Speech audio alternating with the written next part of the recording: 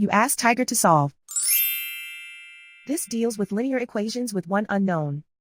The final result is x equals 27/7. Let's solve it step by step. Simplify the expression. Expand the parentheses. Multiply the coefficients. Simplify the arithmetic.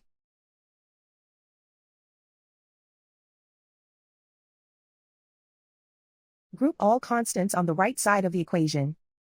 Subtract 33 from both sides. Simplify the arithmetic.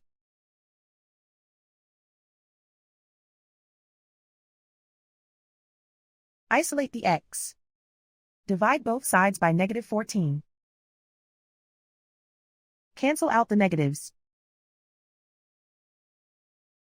Simplify the fraction. Cancel out the negatives.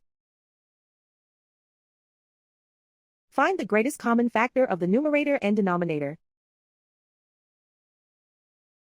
Factor out and cancel the greatest common factor. And so the final result is x equals 27/7.